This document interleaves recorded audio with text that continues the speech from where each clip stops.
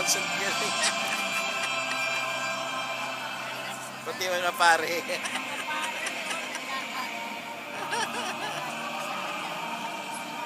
Kayo lang ba?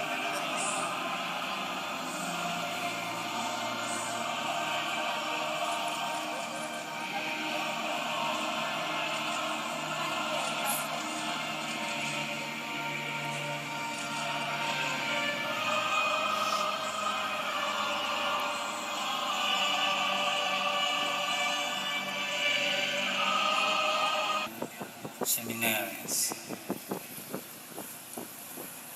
These words remind us of something essential.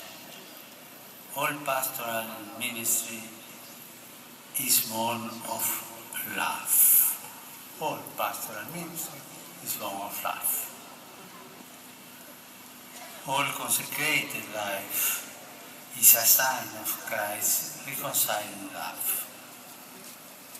Like Saint Therese, in the variety of our vocations, each of us is called in some way to be love in the heart of the Church. I greet all of you with great affection. And I ask you to bring my affection to all your elderly and infirm brothers and sisters, and to all those who cannot join us today. As the Church in the Philippines looks to the fifth centenary of evangelization, we feel gratitude for the legacy left by so many bishops, priests, and religious of past generations.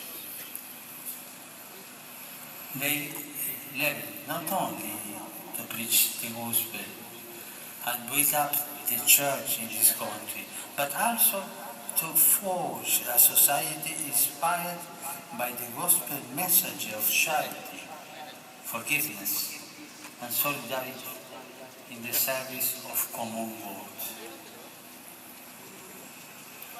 Today you carry on that work of love.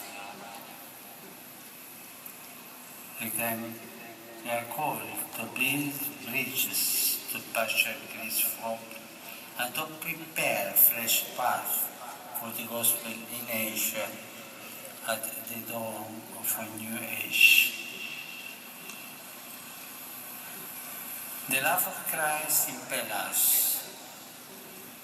In today's feast reading, St. Paul tells us that the love we are called to proclaim is a reconciling love, flowing from the heart of the crucified Savior.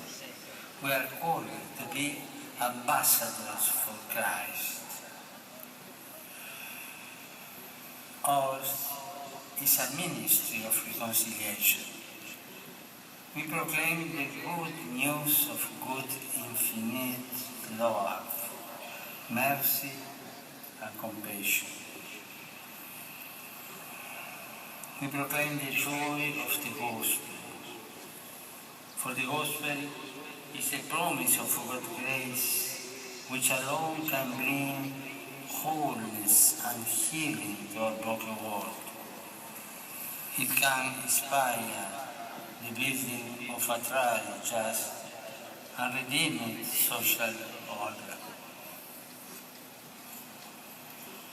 To be an ambassador for Christ means, above all, to invite everyone to a renewed personal encounter with the Lord Jesus, or a personal encounter with Him. This invitation must be at the core of your commemoration of the evangelization of the Philippines. But the gospel is also a summons to conversion, to examination of conscience, as individuals and as a people. As the bishops of the Philippines have rightly taught, the Church in the Philippines is called to acknowledge and combat the cause of the deeply rooted inequality and injustice which mar the face of Filipino society, plainly contradicting the teachings of Christ. The Gospel calls individual Christians to live lives of honesty, integrity, and concern for the common good. But it also calls Christian communities to create circles of integrity, networks of solidarity, which can expand to embrace and transform society by the prophetic witness.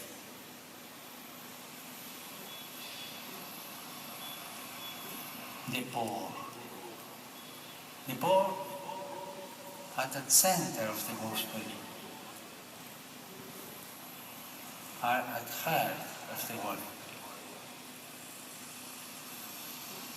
If we take away the poor from the gospel, we will come not understand the whole message.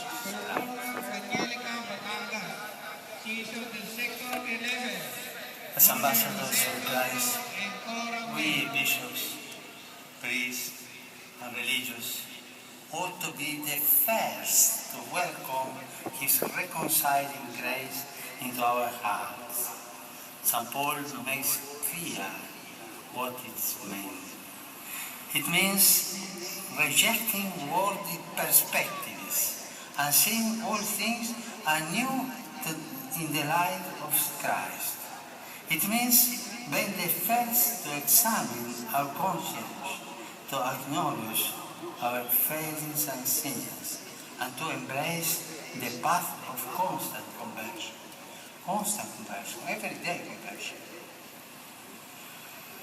How can we proclaim the newness and liberating power of the cross to others if we ourselves refuse to allow the word of God to share our complacence, to fear of change, our petty compromises with the ways of the world, our spiritual worldliness? For us priests and consecrated persons, conversion to the newness of the gospel entails a daily encounter with the Lord in prayer.